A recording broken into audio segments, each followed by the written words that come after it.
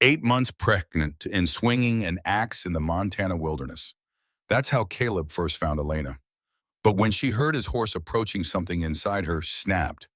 This isn't just another frontier love story.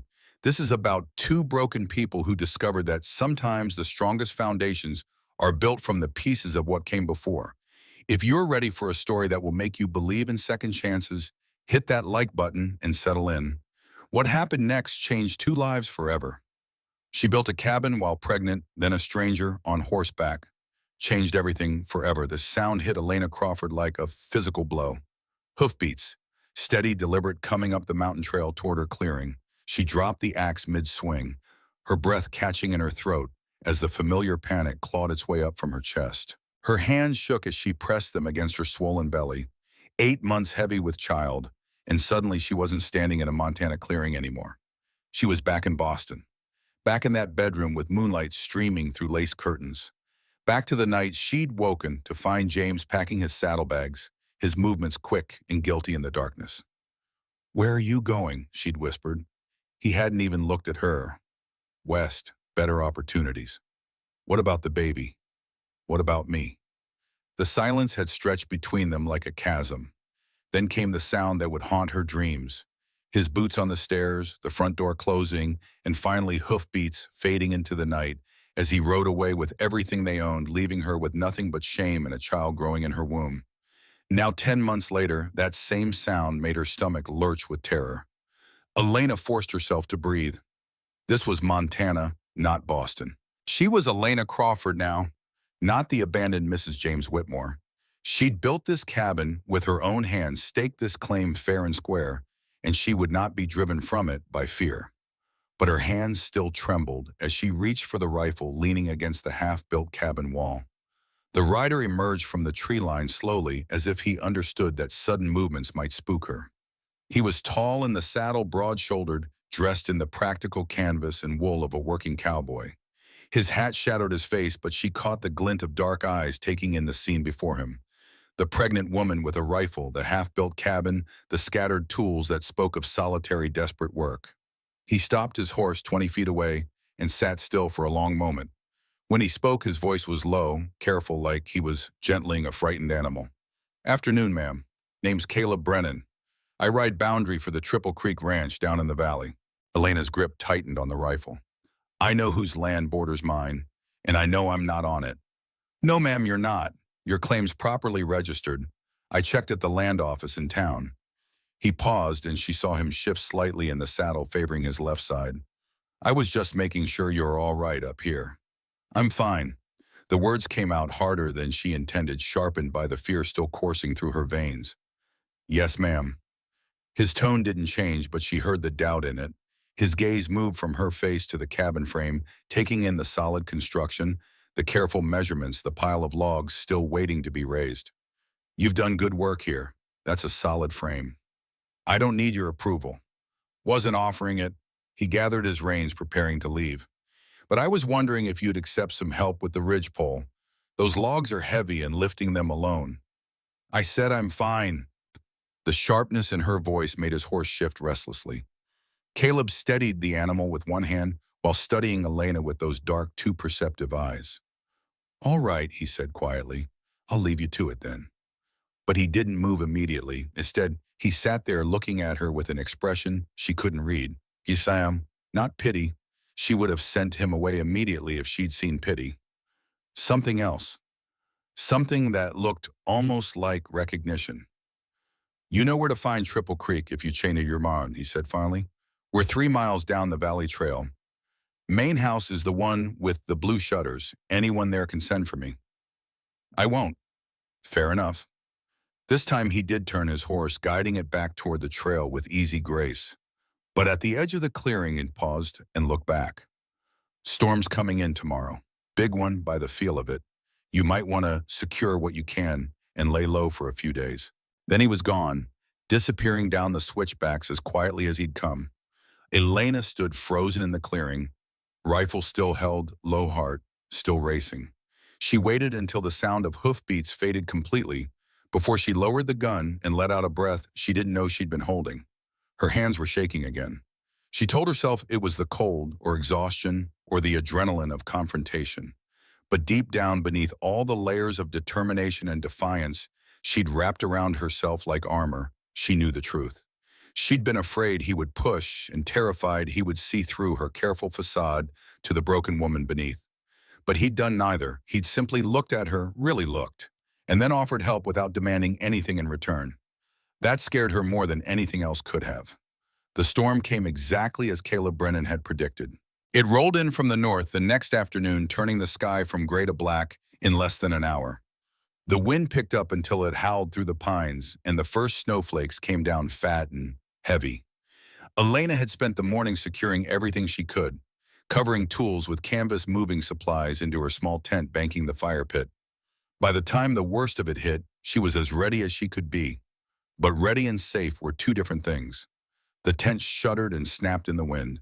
Elena sat huddled in her bedroll, one hand pressed to her belly, where the baby moved restlessly, disturbed by the storm's violence. Outside, the world disappeared into a wall of white. She tried not to think about what would happen if the tent collapsed, if the small stove went out, if this storm lasted longer than her supplies could stretch. Instead, she thought about the man who'd warned her, Caleb Brennan. The way he'd sat his horse with easy confidence, the careful politeness in his voice the moment when he looked at her and seemed to see something worth protecting. The baby kicked hard enough to make her gasp. Elena rubbed the spot, whispering reassurances she didn't believe herself. "It's all right," she murmured. "We're going to be fine, I promise." Another lie to add to the collection. The storm lasted 3 days. When it finally broke, Elena crawled out of her tent, stiff and hollow with hunger, to find her clearing transformed. Snow lay thick across everything and drifted against the north wall of her cabin frame. But there was something else, something that made her heart kick hard in her chest. A bundle wrapped in oilcloth tied with twine and leaning against the cabin frame. Beside it, a stack of split firewood neatly piled and covered with canvas. Elena's hands trembled as she untied the bundle. Inside, dried ginger root, knitted baby clothes, booties, a cap, a tiny sweater in soft cream wool, and beneath it all, 2 loaves of bread that still felt slightly warm. A note was folded on top for the ginger tea. My mother swears by it for settling stomachs. The clothes are from her as well. She knits when she's worried, and she's been worried about you since I told her about the cabin. The bread was still hot when I left it, but that was yesterday. Storms pass now, but there's more coming. Always is this time of year. The offer stands if you change your mind about the ridgepole. CBPS. My mother would like to meet you if you're willing. No pressure. Just an open door if you need one. Elena read it twice, then sank down onto the nearest log, the bundle clutched to her chest. She couldn't remember the last time anyone had shown her kindness without wanting something in return. The weight of it was almost unbearable. For the first time since she'd fled Boston, since she'd climbed onto that train heading west, with nothing but a carpetbag and desperate hope, Elena let herself cry. Not the bitter tears of anger and betrayal she'd shed in those first weeks, but something deeper. Something that felt almost like relief. Maybe, just maybe, she didn't have to do everything alone. The next morning dawned clear and bitter cold. Elena woke before sunrise, made ginger tea with the root Caleb had brought, and forced herself to eat half a slice of the bread. Then she dressed in her warmest clothes and went out to assess the storm damage. She'd been working for maybe an hour when she heard it again. The sound of hoofbeats coming up the mountain trail. This time the panic was softer, muted by memory of yesterday's kindness. But it was still there, making her breath catch and her hands shake as she straightened slowly from the woodpile. Caleb appeared in the clearing, leading a second horse loaded with supplies. He touched the brim of his hat when he saw her. "Morning. Morning." Elena's voice came out rough, scraped, raw by cold and emotion.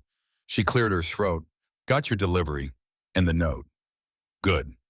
He swung down from his saddle with that same careful movement she'd noticed before. "Thought you might be able to use it."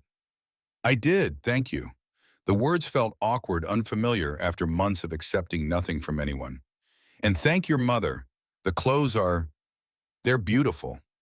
Something in his expression softened. "She'll be glad to hear it. She's been knitting ever since I told her you were up here alone." "Why?" The question came out before Elena could stop it. Why would she care about a stranger? Caleb was quiet for a moment, his dark eyes studying her face. When he spoke, his voice was gentle but matter-of-fact. My mother lost a baby once. Long time ago, before my brother and I were born, she and my father were traveling west to California and the baby came early on the trail. Too early. He paused. There was no one to help, no one close enough to reach in time. Elena's throat closed up. She looked away, blinking hard. She survived, but the baby didn't, Caleb continued quietly. She says she still thinks about it, sometimes. About what might have been different if she'd had someone nearby. A helping hand, a warm place to rest. I'm sorry for her loss. She'd tell you not to be sorry. She'd tell you that sorrow doesn't help anyone. Caleb shifted the supplies on his shoulder. But if you're willing to accept some help with this cabin, she'd be grateful to know you're safe before the next storm comes through. Elena looked at the cabin frame at the ridgepole, still waiting to be raised at the empty space where a roof should be. She thought about the baby moving inside her, about winter closing in, about how close she was to failing at the one thing she'd set out to accomplish. And she thought about pride and what it cost to hold on to it when everything else was slipping away. The ridgepole, she heard herself say, I can't lift it alone. No, Caleb agreed quietly. You can't, but two people could manage it. Elena took a breath, then nodded once.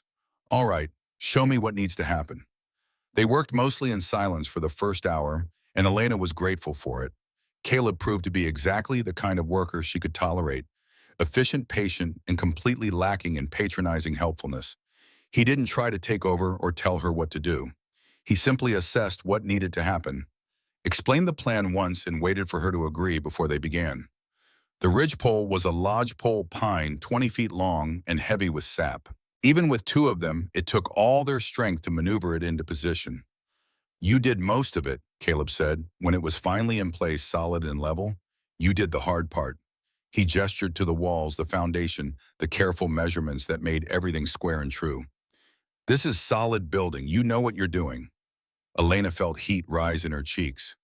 I read books, made a lot of mistakes before I figured it out. Everyone does, but you didn't quit. That counts for something. They stood there in the cold morning light, both breathing hard, and Elena felt the weight of words she didn't know how to speak pressing against her chest. Why are you doing this? She asked finally. Really, not your mother's story, yours. Caleb was quiet for a long moment, his gaze distant. When he finally spoke, his voice was careful, like he was picking his way through terrain he didn't usually cross. 5 winters ago, I had a wife, Sarah. We'd been married 3 years, and we were building a house down on the ranch. Nothing fancy, just something that would be ours. He paused, and Elena saw his throat work. She was excited about it, about the future, about everything. He fell silent. Elena waited, barely breathing. That winter was brutal, Caleb continued. Worst cold snap in 20 years. Sarah got sick right before Christmas. Just a cough at first, nothing serious. But it got worse, and the doctor was in town, and by the time we got her there, he stopped, and when he spoke again, his voice had gone flat. She died 2 days before the new year. Pneumonia, the doctor said. Nothing anyone could have done. I'm sorry, Elena whispered. So am I. He looked at her then, and his eyes were dark with old grief. I spent a long time being angry after that. Angry at the weather, at the doctor, at myself for not seeing how sick she was sooner. Angry at her for leaving me alone in a half-built house with plans we'd never finish. He shook his head. Took me years to understand that anger was just another way of being lonely. The wind moved between them, cold and searching. When I saw you up here, Caleb said quietly, working like you're trying to outrun something that won't ever stop chasing you, I recognized it. That look, that determination. He paused, and I thought if someone had been able to help Sarah and me when we needed it, if someone had just shown up and offered a hand without asking questions, maybe things would have been different. Elena's vision blurred. I can't promise you anything, she said, her voice breaking. I can't. I don't even know if I'll survive what's coming, or if the baby will, and I can't pay you back, and I can't. I'm not asking you to. Caleb's words were gentle but firm, cutting through her spiral of panic. I'm not here to collect a debt. I'm just here to help you finish your cabin before winter really sets in. That's all. Nothing more. Why? The word came out raw, desperate. Why would you do that for a stranger? He smiled then, a small sad expression that didn't quite reach his eyes. Because 5 years ago I was drowning and nobody threw me a rope. And I promised myself that if I ever saw someone else going under, I wouldn't make the same mistake. Elena couldn't speak. She could only miss pressing her hand to her mouth to hold back the sob that wanted to escape. Caleb turned back to the cabin, picking up his tools. Come on, he said quietly. We've got a roof to finish and daylight's wasting. And just like that, they went back to work. Over the next 2 weeks, Caleb became a fixture in Elena's clearing. He rode up every morning just after sunrise, worked until the light failed, then rode back down to the ranch without fanfare or expectation. Some days they barely spoke beyond the necessary instructions for whatever task they were tackling. Other days conversation came easier, slow and careful at first, like two people learning a new language, but gradually finding a rhythm. Elena learned that Caleb had grown up on Triple Creek, that his father ran the ranch with his brother, that he'd inherited his mother's quiet stubbornness and his father's skill with horses. She learned that he liked his coffee, black and bitter, that he had a scar on his left hand from a barbed wire accident when he was 14, and that he still slept in the bunkhouse rather than the room Sarah had decorated in the main house. Can't seem to make myself go back in there, he admitted one afternoon while they were fitting shingles to the roof. Everything's just like she left it. Her hairbrush on the dresser, her books stacked by the bed.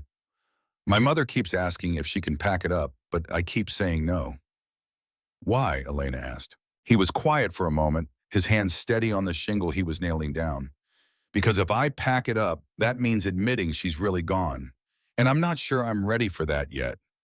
Elena understood that more than she wanted to admit. In return, she told him small pieces of her own story, carefully edited, stripped of the most painful details. She told him about Boston, about the marriage that had fallen apart before it really began, about the whispers and pitying looks that had followed her until she couldn't stand it anymore. She didn't tell him about the letter James had sent from California, casual and dismissive, explaining that he'd found better opportunities and didn't plan to return. She didn't tell him about the lawyer who'd informed her that divorce required her husband's cooperation, which she was unlikely to get. She didn't tell him that she was technically, legally, still married to a man who'd abandoned her 8 months pregnant and penniless. Some truths were still too dangerous to speak aloud, but Caleb never pushed for more than she was willing to give, and that restraint was its own kind of gift. By the end of the first week, the cabin had a roof. By the end of the second, they chinked the walls, installed the stove, and built a sturdy door with leather hinges that actually swung true. On the last day, they stood together in the doorway of the finished cabin, looking at the space they'd created. Rough-hewn wooden walls, a packed earth floor covered with straw, a small window facing south to catch what light the winter would allow. It wasn't much, but it was solid and weatherproof and warm. It was shelter. It was safety. It was home. You did it, Caleb said quietly. Elena shook her head. We did it. I couldn't have finished it alone. Maybe, he smiled slightly, but you would have tried anyway. Yes, Elena admitted, I would have. They stood there shoulder to shoulder, and Elena felt something shift inside her chest, some long frozen part of her heart beginning finally to thaw. It terrified her, because accepting help was one thing, letting herself care about the person offering it was something else entirely, and she couldn't afford to care. Not when she was still carrying the weight of a marriage that refused to end. Not when her future was measured in weeks rather than years. Not when everything she'd built could still come crashing down around her. But as Caleb turned to leave, gathering his tools and heading toward his horse, Elena found herself saying, your mother. Her invitation. Does it still stand? He stopped, turning back to look at her with surprise and something that might have been hope. Yes, he said. Of course, she'd be glad to meet you. We both would. Elena nodded slowly, her heart racing with the weight of what she was agreeing to. All right, when the weather's clear, I'll come down. Caleb's smile was genuine this time, reaching his eyes. She'll be happy to hear it. Then he swung up into his saddle and rode away, leaving Elena standing in the doorway of her finished cabin, watching him disappear down the mountain trail. And for the first time in 8 months, she let herself imagine, just for a moment, what it might feel like to have something more than survival. She let herself imagine belonging. But the next morning brought more than clear weather. It brought a visitor Elena had never expected to see. She was outside splitting kindling when she heard the sound. Not hoofbeats this time, but the jangle of harness and the creak of wheels. A carriage was making its way up the mountain trail, an incongruous sight in this wilderness of pine and granite. Elena set down the axe and waited, one hand pressed instinctively to her belly, where the baby had begun to shift restlessly, as if sensing her tension. The carriage that emerged from the tree line was polished and expensive, pulled by a matched pair of bays that looked like they'd never spent a day doing actual work. And the woman who descended from it before the driver could help was exactly what Elena had expected to see. She was beautiful in the deliberate way of someone who'd spent considerable time and money cultivating that beauty. Blonde hair perfectly arranged beneath a fashionable hat, traveling suit of deep blue velvet, gloved hands managing her skirts with practiced ease. When her eyes swept across the clearing and landed on Elena, something cold and assessing moved across her face. Elena's instincts screamed danger. The woman approached with measured steps, her expression settling into something that might have been a smile but felt more like a warning. "You must be Mrs. Crawford," she said, her voice cultured and precise. "I've heard so much about you." "Have you?" Elena remained where she was, partly because standing required effort she didn't want to expend, and partly because she refused to give this woman the satisfaction of seeing her struggle. "Oh yes, the mysterious woman living alone on the mountain, building a cabin with her own hands. So very—" The woman paused as if searching for the right word. "Rustic." The insult was delicate but deliberate, wrapped in silk and delivered with a smile. "And you are?" Elena asked, though she was beginning to suspect she already knew. "Margaret Hartley." She said it as if the name should mean something. "Caleb's fiancée." The world tilted sideways. Elena's hands tightened on the kindling, and she forced herself to keep her expression neutral, even as her heart slammed against her ribs. Fiancé. Caleb had a fiancé and he'd never mentioned it. Suddenly, every kindness he'd offered felt tainted with deception. "I see," Elena managed. "Congratulations." Margaret's smile sharpened. "Thank you. Though I must admit I was quite surprised to learn that Caleb had been spending so much time on the mountain, helping you build your cabin, bringing you supplies, inviting you to stay on his family's property." She paused delicately. "It's all very generous of him." The implication hung in the air between them, ugly and unmistakable. Elena felt heat rise in her cheeks, but she refused to look away. "Mr. Brennan has been a good neighbor," she said carefully. "Nothing more." "Of course, oui." Margaret's tone suggested she didn't believe that for a moment. "But you can understand how it might appear to others. A single woman pregnant and alone accepting help from an engaged man. People do talk. Let them." "Oh, I intend to." Margaret moved closer and all pretense of civility dropped from her expression. "Let me be clear, Mrs. Crawford. I don't know what you think you're doing here, but Caleb Brennan is spoken for. He has obligations to me, to his family, to his position in this community. And I won't allow some vagrant to ruin everything we've built together." Elena stood then slowly and with effort until she was eye level with this woman who'd invaded her refuge with poison and accusations. "I haven't asked anything of Caleb Brennan except that he leave me alone," she said, her voice low and steady despite the fury coursing through her veins. "If he chose to help anyway, that's between him and his conscience, not me. But you accepted his help. You accepted his family's hospitality. And now you're living on their property like some kind of—" "That's enough." The voice came from behind Margaret Sharp with authority. Both women turned to find Daniel Brennan standing at the edge of the clearing, his weathered face set in hard lines. Behind him stood Catherine, her expression carefully neutral, but her eyes blazing with something that might have been anger. "Mrs. Hartley," Daniel said, his tone formal and cold. "I don't recall inviting you to my ranch today." Margaret recovered quickly, smoothing her expression into something more conciliatory. "Mr. Brennan, I apologize for the intrusion. I simply wanted to meet Mrs. Crawford, since she's been the subject of so much conversation lately." "And now you've met her," Daniel said. "Was there anything else?" A flush rose in Margaret's perfect cheeks. "I came to speak with Caleb, actually." "Is he here?" "He's riding fence on the north pasture. Won't be back until dark." Daniel paused, and when he spoke again, his words carried unmistakable dismissal. You're welcome to wait in town if you'd like. Mrs. Chen runs a respectable boarding house. The insult was subtle but devastating, refusing Margaret access to the main house, suggesting she wait in town like a common stranger rather than welcome her as his sons intended. Margaret's face went white, then red. Elena watched the woman struggle to maintain her composure. I see, Margaret said tightly. Please tell Caleb I called. We have important matters to discuss. I'll tell him. Margaret turned on her heel and stalked back to her carriage, her movements stiff with barely contained rage. Within moments, the carriage was rolling out of the clearing, leaving dust and tension in its wake.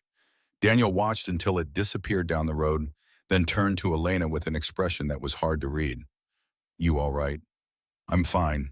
It was a lie, but it was the only answer she could manage. Margaret Hartley is a difficult woman, Catherine said quietly, moving to stand beside her husband. She comes from money back east, and she's never quite forgiven Montana for not being Boston. She said she was Caleb's fiancée. The words fell like stones, and Elena saw something complicated pass between Catherine and Daniel. She was, Catherine said carefully. Or rather, she believed she was. But Caleb never officially asked her to marry him, no matter what Margaret's father might have negotiated with Daniel. She glanced at her husband, who had the grace to look uncomfortable. It was a business arrangement, Daniel said gruffly, supposed to benefit both families. The Hartleys have capital to invest, and we have land. A marriage would have tied the interests together, but Caleb didn't agree. Elena's heart was pounding so hard she could barely hear her own voice. But he didn't object either. Caleb was grieving when the arrangement was made, Daniel said. He didn't object, but he didn't exactly embrace it either. Just went along with what was expected because he didn't care enough to fight. His expression shifted into something that might have been approval. Now he's remembering how to care about things again, and that's making certain people uncomfortable. Elena sank back down into her chair, her legs suddenly unsteady. She thinks I'm trying to steal him. She thinks any woman who talks to Caleb is trying to steal him, Catherine said dryly, because she knows he never really chose her in the first place, and that makes her desperate to hold on to him. Her voice gentled. But you need to know something, Elena. Caleb doesn't do anything he doesn't want to do. If he's been helping you, it's because he wants to help, not because of obligation or pity or any other reason.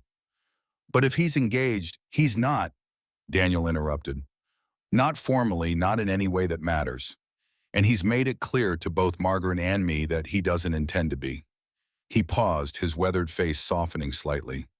My son lost someone he loved, and it broke something in him. But these past few weeks, since he started riding up to your cabin, I've seen him come back to himself. Seen him remember that life is more than just going through the motions. His eyes met Elena's directly. So whatever you think you owe him, or don't owe him, whatever you're afraid of or running from, don't let Margaret Hartley's poison ruin the first good thing that's happened to my son in 5 years. The words hit Elena like a physical blow, and she had to look away, blinking hard against tears that threatened to spill over. Because she understood now. Understood that she wasn't the only one who'd been saved by those quiet mornings working side by side by the steady presence of someone who asked for nothing but offered everything. Caleb had been saving himself too, and that realization was more terrifying than anything Margaret Hartley could have said. Caleb rode in just after sunset, his horse lathered and breathing hard, his face tight with barely controlled anger. He swung down from the saddle before the animal had fully stopped and strode directly to the cabin where Elena sat wrapped in quilts trying to make sense of everything that had happened. She came here. It wasn't a question. His voice was rough with fury and something that might have been fear. Margaret came here and said things to you. Elena looked up at him, taking in the tension in his shoulders the way his hands clenched and unclenched at his sides. She told me she was your fiancée. She's not. The words came out hard and immediate. She never was, not in any way that matters. Your father made an arrangement. My father made a mistake, Caleb said, and I should have ended it months ago instead of just avoiding the whole situation like a coward. He stopped a few feet from the cabin steps, and when he spoke again, his voice had dropped to something quieter, more vulnerable. I need you to understand something, Elena.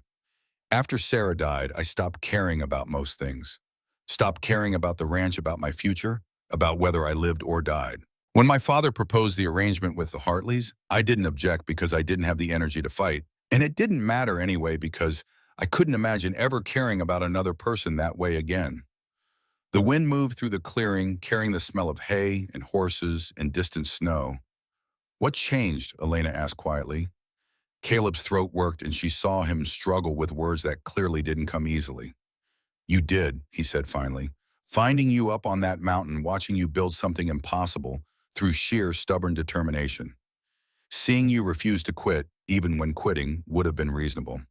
He paused, his hands still clenched. It reminded me that there are still people in this world worth fighting for. His voice dropped even lower. And somewhere along the way, helping you stop being about easing my own guilt and started being about wanting to see you safe, wanting to see you happy, wanting things I had no right to want. Elena's breath caught in her throat. Caleb, let me finish. He moved closer, climbing the cabin steps until he was standing directly in front of her. This morning, Margaret's father showed up at the north pasture where I was working. Told me Margaret had gone to see you and that I needed to handle the situation before it became a scandal. Said I had obligations to honor and that if I cared about my family's reputation, I would end this friendship immediately. And what did you say? I told him to go to hell. Caleb's voice was flat, but his eyes blazed with conviction. I told him there was never a formal engagement, that I never agreed to marry Margaret, and that whatever arrangement he'd made with my father was between the two of them, not me. And then I told him that if Margaret ever comes to this ranch and speaks to you with anything less than respect again, she won't be welcome here anymore. Business arrangement or not. Elena stared at him, her heart hammering so hard she could barely breathe. You can't do that. Your family needs the Hartley money. Your father said, I don't care what my father said. Caleb crouched down so he was eye level with her, his voice low and fierce. I'm done letting other people decide what my life should look like. Done pretending I'm fine with a future that was chosen for me instead of by me. He reached out slowly, giving her time to pull away. When she didn't, he took her hand in his. I know I have no right to ask anything of you. I know you're dealing with your own struggles and the last thing you need is some cowboy complicating your life further. But I need you to know the truth. His eyes were dark and tense. There is nothing between me and Margaret Hartley except her father's ambitions and my father's business concerns. And I've made it clear to everyone involved that there never will be. Elena felt tears burning behind her eyes, but she forced herself to hold his gaze. Why are you telling me this? Something vulnerable flickered across Caleb's face. Because I don't want you thinking I've been dishonest with you. Don't want you believing that my help came with strings attached or that I was leading two women along while I figured out which one was more convenient. He paused, his thumb moving gently across her knuckles. And because even if nothing ever happens between us, even if you decide to take your baby and go back to that mountain or head to California or anywhere else, I want you to know that these past weeks have mattered to me, that you matter to me. The words hung in the cold evening air, honest and undefended. Elena felt something crack open inside her chest, something that had been frozen and protected for so long she'd forgotten it could still break. I can't, she whispered. Caleb, I can't give you what you're asking for. Pain flashed across his face, but he didn't pull away. I'm not asking for anything. Yes, you are. Her voice broke. Maybe you don't realize it, but you are. You're asking me to believe that someone could care about me without ulterior motives. You're asking me to trust that this kindness is real and not just another way for someone to control me. And I want to believe it. I want to so badly it terrifies me. But I don't know if I can. Caleb was quiet for a long moment, his eyes searching her face. What happened to you? He asked softly. What did he do that made you so afraid? And maybe it was the gentleness in his voice, or the fact that she was too exhausted to keep running from her own truth. Or maybe it was simply that some confessions can only be made in the dark when you're too tired to hold them back anymore. Whatever the reason, Elena found herself speaking words she'd never intended to say out loud. I met James Whitmore at a charity function in Boston. She began, her voice hollow.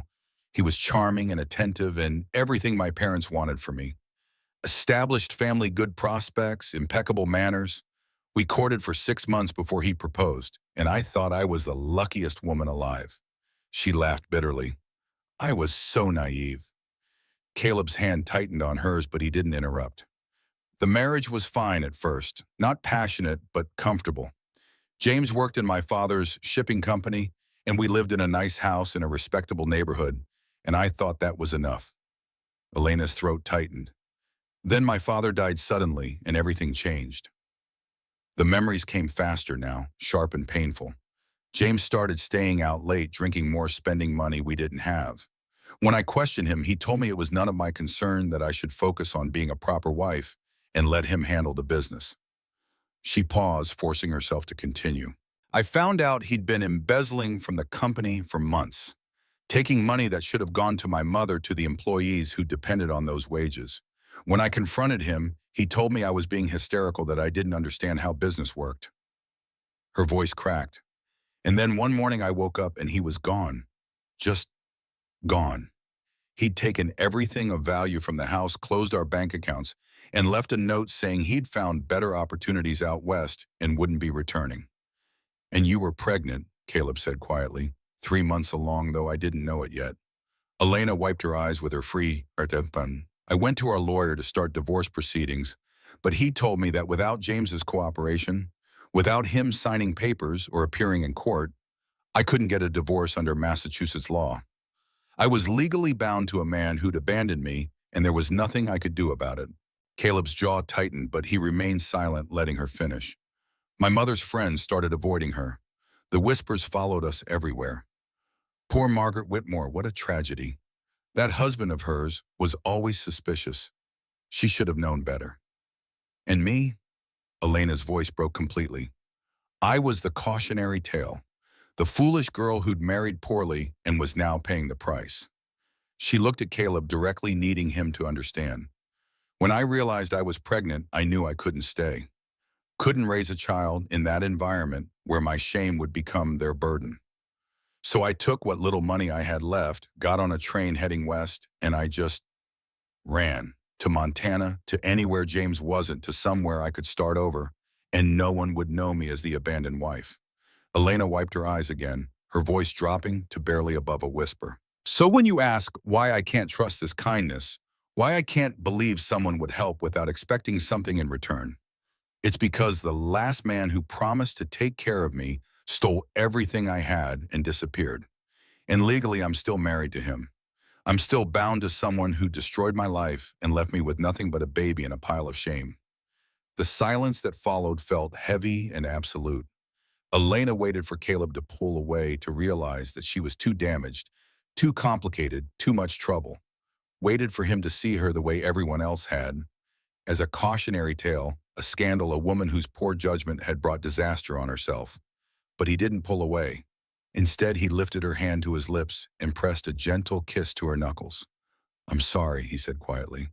I'm sorry that happened to you. And I'm sorry for every person who made you feel like it was your fault. It was my fault. I chose him. I believed his lies. No.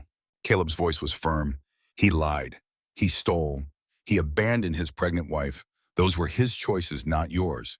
And anyone who blamed you for his actions is a coward who couldn't face the truth about who he really was.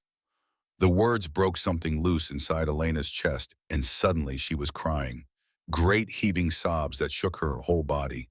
Caleb moved, immediately climbing onto the steps and pulling her into his arms with a gentleness that made her cry harder. He didn't tell her to stop, didn't try to fix anything. He just held her while she fell apart against his shoulder. I'm still married to him, she gasped between sobs. Legally, I'm still his wife. Even if you wanted, even if we, I can't offer you anything real. I don't care about legal. Caleb's voice was low and fierce against her hair. I care about you, about making sure you're safe and cared for and not facing this alone anymore. He pulled back just enough to look at her face, his eyes dark and intent. And as for your husband, we'll figure it out. There are lawyers in town, people who know territorial law better than I do. If there's a way to end that marriage, we'll find it. Why? The question came out desperate, confused. Why would you tie yourself to someone else's mess, someone who can't even offer you a future? Caleb's hand came up to cup her face, his thumb gentle against her tear-stained cheek. Because the future I want isn't the one that was planned for me by business arrangements and family obligations, he said quietly. It's the one I choose for myself. And if that future includes you and your child, if it means helping you build a life where you're not running scared anymore, then that's what I want to fight for. Elena couldn't speak, could only stare at this man who'd appeared in her clearing like an answer to prayer she hadn't known how to pray, who'd helped her build walls and now was offering to help tear down the ones around her heart. I can't promise you anything, she whispered. Can't promise I won't panic and run. Can't promise I'll ever be whole enough to. I'm not asking for promises. Caleb's voice was gentle but absolute. I'm just asking you to let me stay. Let me help. Let me be here for whatever comes next. And maybe it was exhaustion, or maybe it was the first fragile shoots of something that might eventually grow into trust. But Elena found herself nodding. All right, she breathed. All right. They sat there on the cabin steps as darkness fell, completely wrapped in quilts and possibility. And for the first time since she'd fled Boston, Elena let herself imagine a future that wasn't defined by fear and survival. It was terrifying, but it was also impossibly something that felt like hope. The next weeks passed in a strange, suspended kind of peace. Caleb rode out each morning to work the ranch, but he stopped by the cabin every evening bringing news of the day and sitting with Elena over simple dinners Catherine prepared. They talked about everything and nothing. His memories of growing up on the ranch, her childhood in Boston, before everything fell apart, the small observations that make up the texture of daily life. And slowly, carefully, Elena found herself relaxing into his presence, found herself looking forward to the sound of his horse in the evening, to the quiet comfort of someone who didn't need her to be anything other than exactly who she was. But peace never lasts long in hard country. 9 days later, Elena woke in the pre-dawn darkness to a pain that took her breath away. It started low in her back, a deep cramping that radiated around to her belly. She lay there for a moment, trying to convince herself it was nothing. Just the baby shifting, just her body protesting another uncomfortable night. Then the pain came again, stronger this time, and she knew. It was time. She managed to light a lamp with shaking hands, managed to pull on her heaviest robe against the cold. But when she stood to make her way to the main house, another contraction hit hard enough to double her over. She grabbed the back of a chair and breathed through it, counting seconds that felt like hours. When it finally eased, she knew she wouldn't make it across the yard before the next one came. The lamp. She could put the lamp in the window, the signal Catherine had told her to use if she needed help in the night. Elena moved as quickly as her body would allow, setting the lamp on the windowsill where its light would be visible from the main house. Then she made her way back to the bed and sank down onto it, her heart racing with fear and a strange, wild anticipation. This was happening. After months of uncertainty and struggle, after building a cabin and fleeing her past and learning to accept help she didn't think she deserved. This was finally happening. She was going to meet her child. The door burst open less than 5 minutes later, and Catherine rushed in with a bag over her shoulder and determination written across her face. How close are the pains? She asked, moving immediately to Elena's side. Shaballah. 5 minutes, maybe less. Elena gasped as another contraction began. I didn't think it would be this fast. First babies are unpredictable. Catherine's hands were gentle but efficient as she helped Elena out of her robe and into a clean nightgown. I've sent Daniel to town for Mrs. Chen, but he won't be back for at least 2 hours. Can you manage until then? Do I have a choice? Catherine smiled grimly. Not really, but I've helped birth 3 babies of my own and half a dozen calves every spring. We'll get through this together. Over the next hour, the contractions grew stronger and closer together until Elena lost all sense of time beyond the rhythm of pain and breath, and Catherine's steady voice guiding her through each wave. She'd heard women talk about childbirth in hushed, dramatic tones, about the agony, the danger, the way it brought you to the edge of death and dared you to survive. But no one had told her about the loneliness of it, the way you could be surrounded by people and still feel utterly, completely alone in your body's struggle. She was deep in that lonely place, gripping Catherine's hands and trying not to scream when she heard the sound of multiple horses outside, moving fast, their hoofbeats urgent in the frozen dawn. That's too soon for Mrs. Chen. Catherine murmured, moving to the window. Then her expression changed, going sharp with alarm. Elena, did you send word to anyone else? Did anyone know you were close to your time? No, Elena gasped as another contraction hit. Why? Catherine's voice came from far away, tight with something that might have been anger or fear. Because there are three men dismounting in the yard right now, and one of them looks like he's used to giving orders and expects them to be followed. The contraction eased, and Elena forced herself to focus. What do they want? I don't know, but Catherine stopped and his voices rose outside, and then the cabin door crashed open. Daniel Brennan stood in the doorway, his face dark with fury, and behind him, Elena could see Caleb restraining a man she'd never seen before. Tall and elegantly dressed despite the early hour, his expression imperious and cold. Mrs. Crawford, the stranger's voice cut through the room like a blade. I'm Marshall Hartley, Margaret's father, and I've come to offer you a business proposition.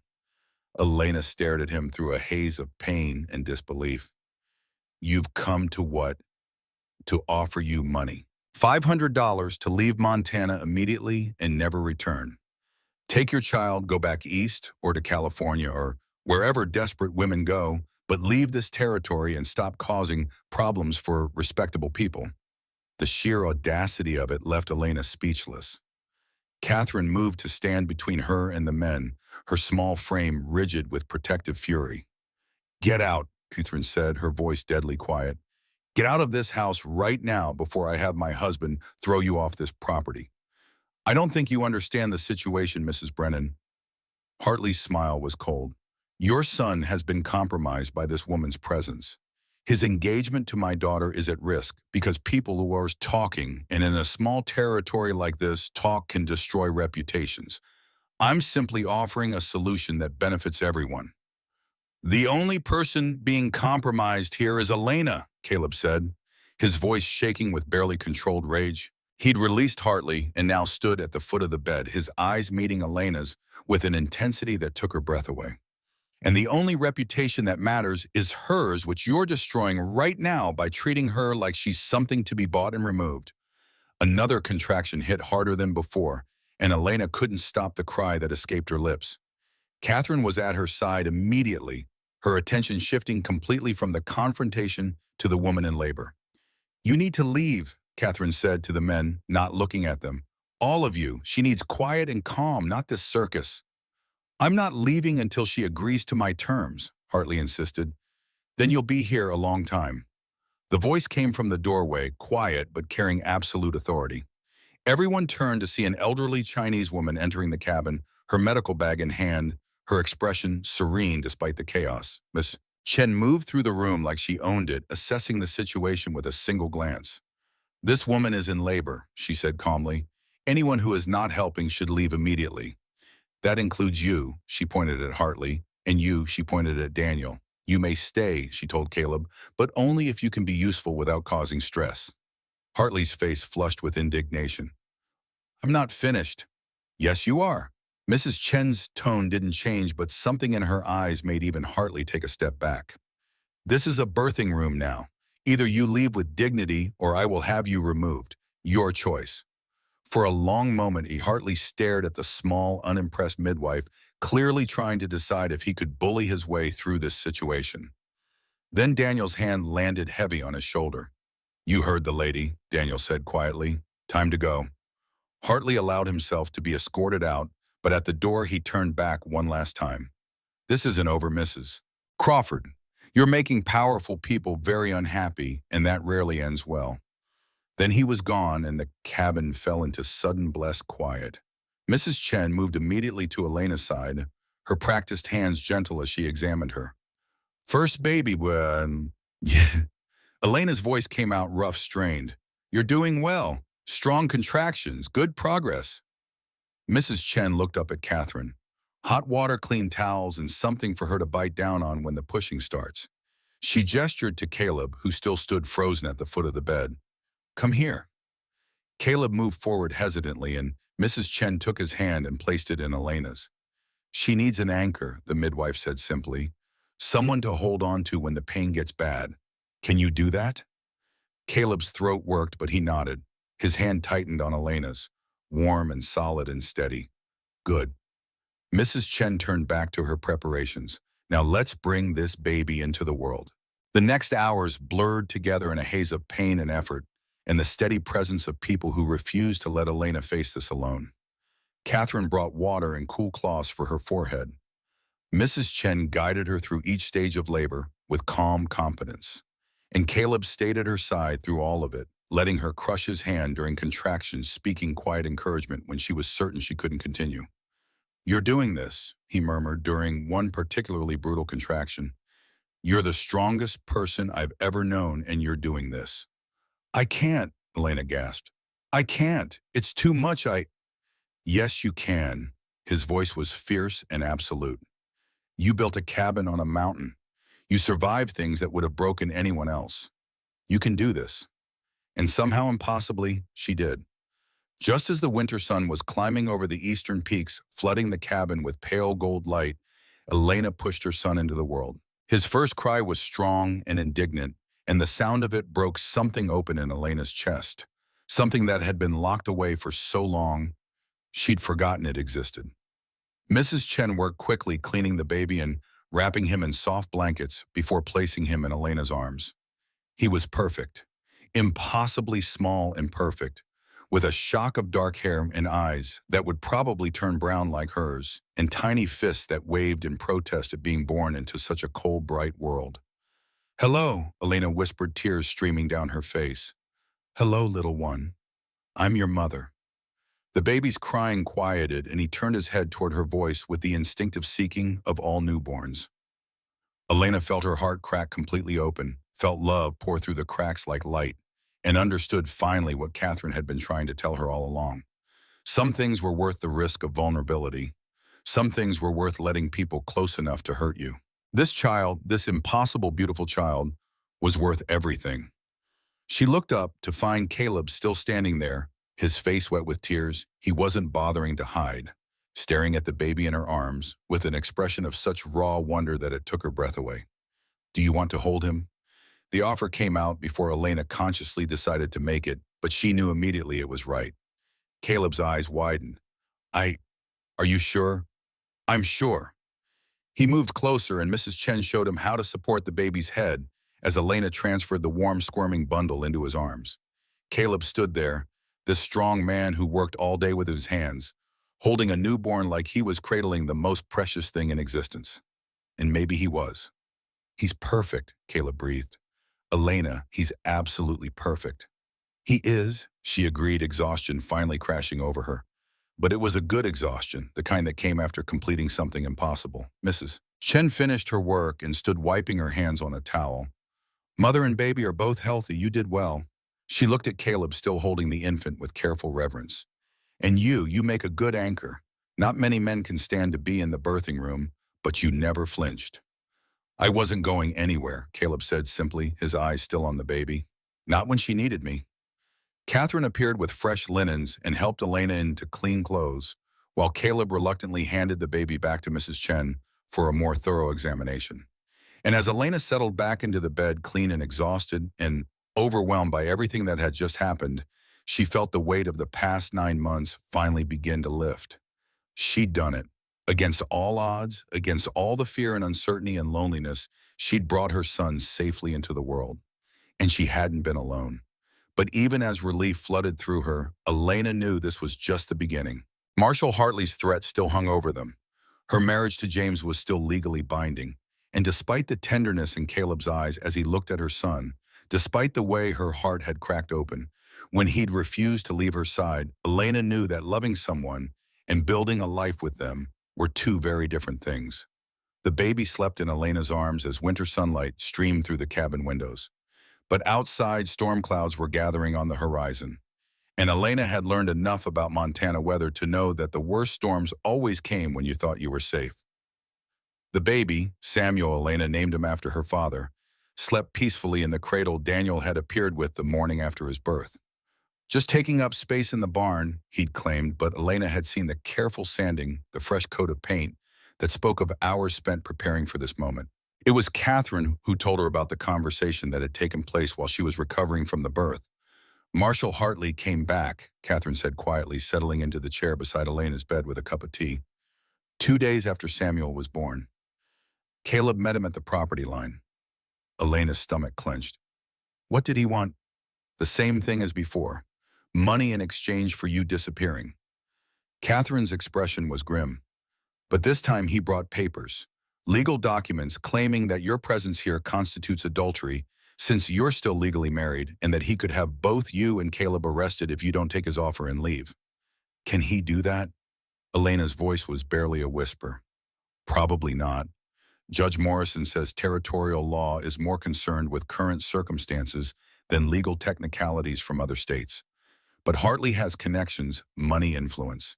He could make life very difficult for all of us if he wanted to. Elena closed her eyes, feeling the weight of old shame pressing down on her shoulders. Maybe I should take the money. Maybe it would be better for everyone if I just... Elena! Catherine's voice was sharp. Look at me.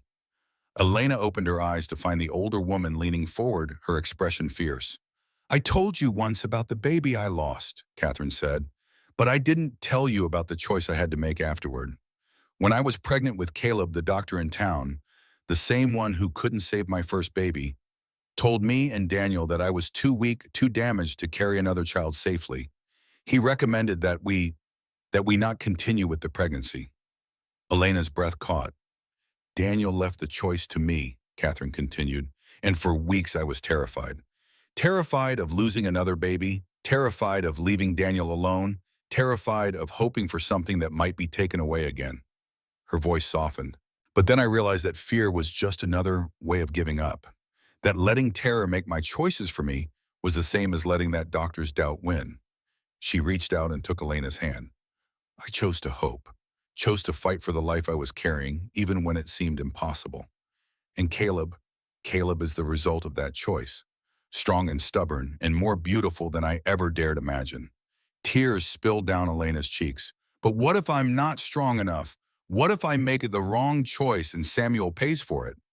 Then you'll make another choice, and another, until you find your way to the life you want. Catherine squeezed her hand. That's what courage is, Elena. Not the absence of fear, but the willingness to choose hope anyway. Before Elena could respond, the cabin door opened and Caleb entered, stamping snow from his boots.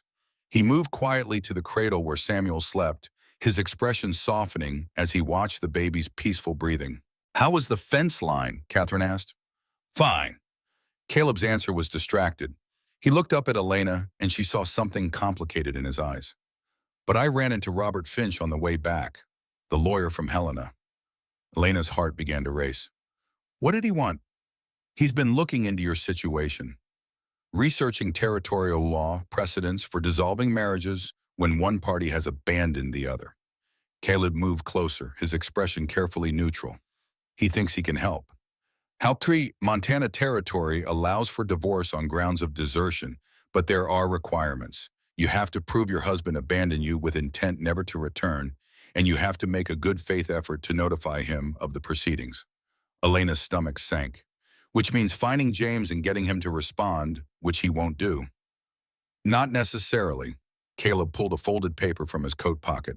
Finch says there are ways to establish desertion and notify someone of divorce proceedings even if you don't know exactly where they are.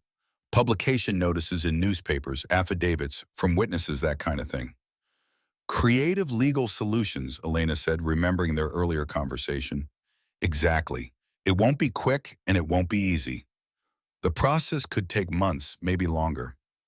But Finch thinks we have a real chance, especially since you have documentation of when James left, and you can prove he cleaned out your accounts. Elena looked down at Samuel sleeping peacefully in his cradle, then back at Caleb. How much will this lawyer cost?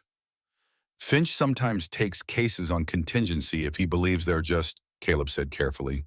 And even if he doesn't, he paused, then forged ahead with quiet determination. Even if he doesn't, I'll cover the cost. Consider it an investment in your future. In Samuel's future. I can't ask you to do that. You're not asking. I'm offering. Caleb crouched down beside the bed so he was at eye level with her. Elena, I know you're used to fighting every battle alone, but this is one fight where you don't have to. Let me help. Let my family help. That's what people do when they care about each other. They share the burden. Samuel chose that moment to wake with an indignant cry, and Elena automatically began the process of preparing to feed him. She expected Caleb to leave to give her privacy, but instead he settled into the chair Catherine had vacated. "Stay," Elena said when he looked uncertain. "Please, I'm tired of doing everything alone." Over the next hour, as Samuel nursed and then dozed against Elena's chest, they talked about the legal process, what it would involve, how long it might take, what the risks were. And gradually, Elena began to feel something she hadn't experienced in months, the possibility of real freedom. "There's something else," Caleb said finally when Samuel had fallen back asleep and the cabin had grown quiet. "Something I need to tell you before you make any decisions about the divorce, about staying here, about us." Elena's chest tightened. "What?" Caleb was quiet for a long moment, staring at his hands. When he spoke, his voice was low and careful. "I told you Sarah died of pneumonia. That's true, but it's not the whole truth." Elena waited, sensing that whatever he was about to say would change something fundamental between them. "There was a blizzard that night," Caleb continued. "Worst storm I'd ever seen. Sarah had been fighting that cough for weeks, but she seemed better that morning. Said she was feeling stronger, wanted to visit her sister in town before the baby was born." Elena's breath caught. She hadn't known Sarah was pregnant. "I should have said no." Caleb's voice was barely above a whisper. "Should have made her wait for better weather. But she'd been cooped up in the house for so long, and she looked so hopeful, so excited about the future." He paused, his jaw working. "So I hitched up the wagon and took her to town." "Caleb, we were on our way back when the storm hit. Came down so fast I couldn't see the road. The wagon wheel hit a rut and Sarah was thrown out. She hit her head on a rock, and when I got her back in the wagon, she was unconscious, bleeding." His voice broke. "I tried to get her home, but we got lost in the snow. By the time I found shelter, she was burning with fever. The head injury, the cold, the stress, it was too much for her body to handle." Caleb looked up at Elena then, and his eyes were dark with old grief and something deeper, guilt that had been eating at him for 5 years. "She died in my arms while the storm raged outside, her and the baby both. And it was my fault. If I hadn't taken her out in that weather, if I'd been stronger, if I'd said no." "It wasn't your fault," Elena said firmly. "Caleb, it was an accident. A terrible, tragic accident, but not your fault." "Wasn't it?" His smile was bitter. "I was her husband. I was supposed to protect her, and instead I led her straight into danger because I couldn't stand to see her disappointed." Elena shifted Samuel carefully and reached out to take Caleb's hand. "You made a choice based on love, based on wanting to see your wife happy. That's not the same as being responsible for everything that happened afterward." "I've been telling myself that for 5 years," Caleb said quietly, "but I've never quite believed it." "Then believe it now." Elena's voice was fierce. "Because if you're going to help me fight for freedom from my past, you need to be free from yours too." They sat in silence for a moment, the weight of shared confessions settling between them. Outside, wind moved through the pine trees, and somewhere in the distance, Elena could hear cattle lowing in the fields. "Why did you tell me?" she asked finally. "Because if we're going to do this, if we're going to fight for a future together, I need you to know who you're choosing. Not some idealized version, but the real me. The man who's made mistakes, who's carried guilt he shouldn't have to carry, who's learning how to forgive himself." Elena looked down at Samuel, then back at Caleb. "And if I choose you anyway, if I choose to stay and fight and build something real here, then we do it together," Caleb said simply. "All of it. The legal battles, the gossip, the challenges that are coming. We face them as a family." The word hung in the air between them. Family. Not the kind you were born into, but the kind you chose. The kind you built from shared struggle and trust, and the decision to stay even when leaving would be easier. "Marshall Hartley won't give up," Elena said quietly. "He'll find other ways to pressure us. Let him try. He's not the only one with connections in this territory. And Margaret will adjust," Caleb said firmly. "Or she won't. Either way, it's not our problem." Elena was quiet for a long moment, studying this man who'd appeared in her clearing like an answer to prayers she hadn't known how to pray. Who'd helped her build walls and now was offering to help tear down the ones around her heart. "I'm scared," she admitted. "So am I." Caleb's honesty was complete and unguarded. But I'm more scared of spending the rest of my life wondering what might have been if I'd had the courage to fight for what I wanted. Samuel stirred in Elena's arms, making small snuffling sounds. She looked down at her son, this child who'd given her reason to survive everything, and then back at Caleb. "All right," she said quietly, "let's fight." When the legal process that followed was exactly as complicated as Robert Finch had warned. Papers had to be filed, notices published, waiting periods observed. But gradually, week by week, the case built momentum. Affidavits arrived from Boston, from Elena's mother's former friends, from employees at her father's company, who'd witnessed James's embezzlement from the lawyer who'd originally told her divorce was impossible under Massachusetts law. Each piece of documentation felt like another chain, breaking another step toward freedom. And through it all, Caleb was steady and present, and exactly what Elena needed without her having to ask. He helped with Samuel when the baby was fussy, chopped wood when Elena was too tired to manage it herself, and sat with her through the long winter evenings when the weight of everything felt overwhelming. Spring came late to Montana that year, but when it finally arrived, it transformed the landscape overnight. Snow melted into rushing creeks, grass greened up in the valleys, and the aspens burst into new leaf with that particular shade of yellow-green that only exists for a few brief weeks. Elena spent long afternoons sitting on the cabin porch with Samuel, watching the world wake up around them and feeling her own life beginning to thaw. The baby was growing, becoming more alert and responsive, smiling at faces he recognized and babbling in the way that made her heart ache with love. And slowly, carefully, she began to imagine a future that extended beyond simple survival. One evening in early May, when Samuel was 3 months old and starting to hold his head up on his own, Caleb appeared at the cabin with something wrapped in cloth. He looked nervous in a way Elena had never seen before. "I made something," he said, unwrapping the cloth to reveal a bent horseshoe that had been carefully shaped and smoothed, its ends curved into a handle. "For the cabin door." Elena took it carefully, feeling the weight of it, the way the metal had been worked with obvious skill and patience. "It's beautiful. It's from the horse that threw me that day in the blizzard," Caleb said quietly. "The day I almost died because I'd stopped caring whether I lived. After that trapper saved me, after I was well enough to ride home, I kept the horseshoe as a reminder. Reminder of what? That broken things can still carry weight. That sometimes what feels like an ending is actually just the beginning of something different. And that the people who help you survive the worst days of your life, they're worth holding on to." Lena's throat closed up completely. She set the horseshoe down carefully and stood, moving to where Caleb waited on the porch steps. Samuel was asleep in his cradle inside, and the evening was warm and gentle, full of the sound of spring peepers and distant cattle. "I need to tell you something," she said quietly. "And I need you to let me finish before you respond." Caleb nodded, his expression guarded but open. "When I came to Montana, I thought I was running away from my past," Elena began.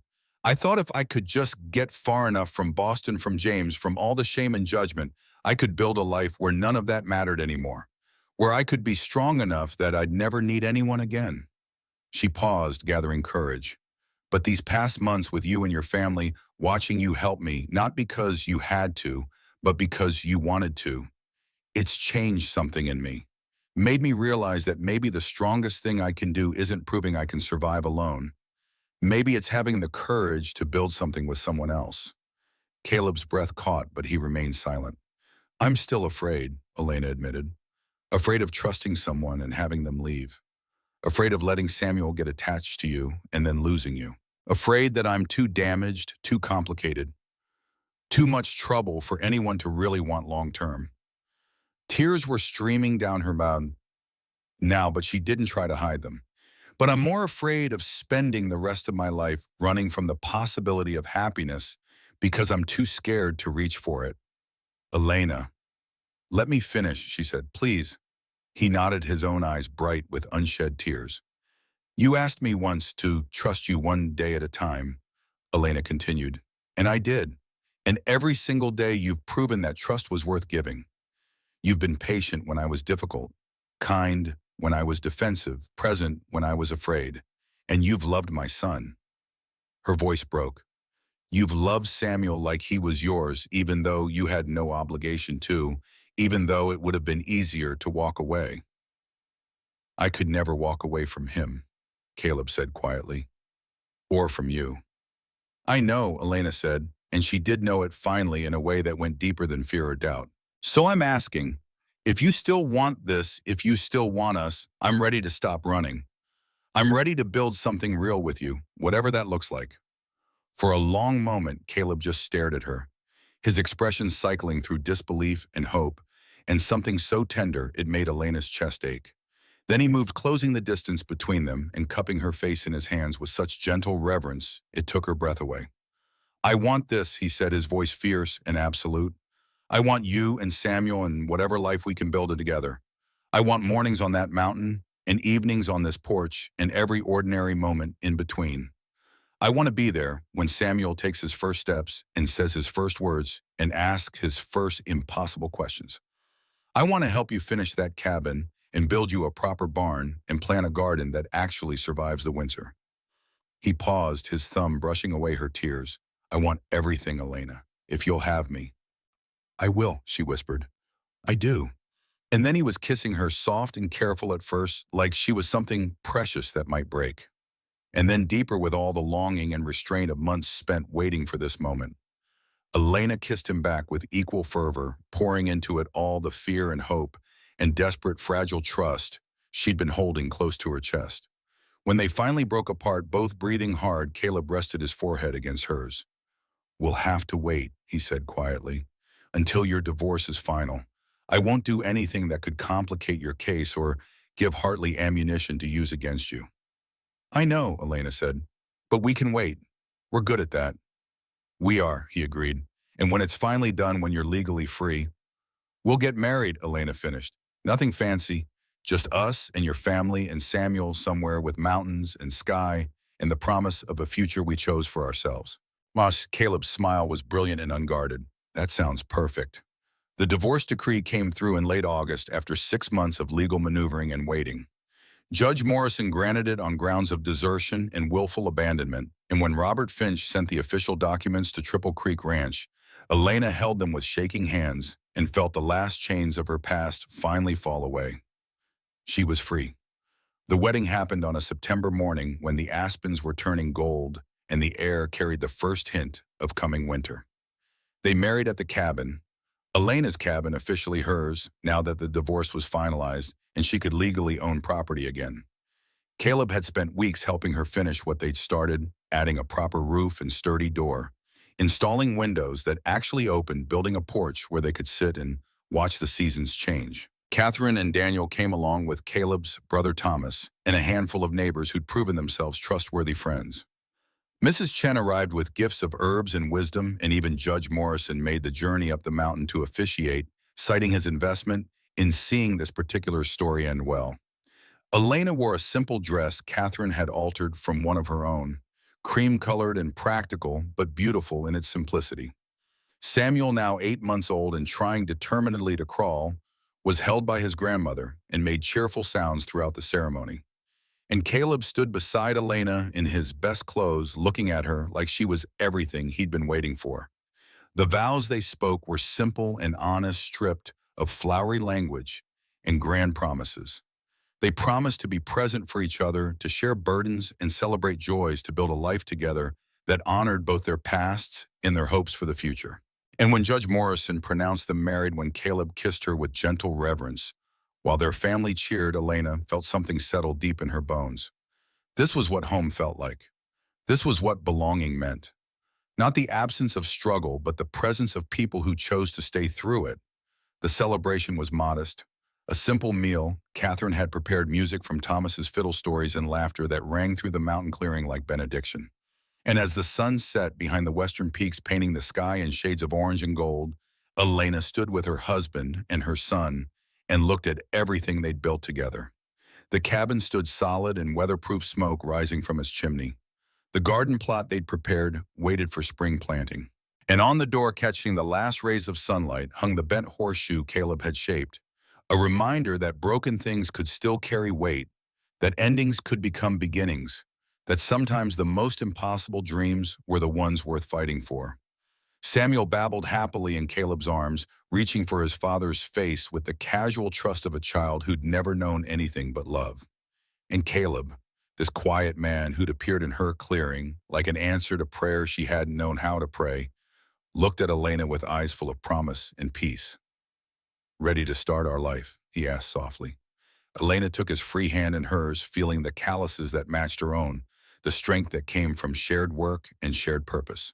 She looked at the cabin they'd built together, at the son who'd given her reason to survive, at the man who'd chosen to stay when leaving would have been easier. "I think we already did," she said. "Everything that comes next is just us living it." And as the stars emerged overhead and the mountains settled into evening quiet, they went inside their home together. Husband and wife, father and mother partners in a life they'd built from nothing but stubborn hope and the courage to believe that broken things could heal if you gave them time and care and the gentle presence of someone who refused to quit. The frontier was hard and unforgiving, and there would be more struggles ahead. More winters to survive, more challenges to face, more moments when the weight of it all felt impossible to carry. But they would face them together. This family built from choice rather than obligation, from love rather than convenience. And in a territory where survival was never guaranteed and the future was always uncertain, that was more than enough. It was everything. Elena Crawford learned that sometimes the strongest foundations are built from broken pieces. Her journey from abandoned wife to mountain homesteader to beloved family shows us that healing doesn't mean forgetting the past. It means choosing to build something beautiful from what remains. What broken pieces in your own life are waiting to become something stronger? Share your thoughts in the comments below, and don't forget to subscribe for more stories of courage, hope, and second chances. Because sometimes the most impossible dreams are the ones worth fighting for.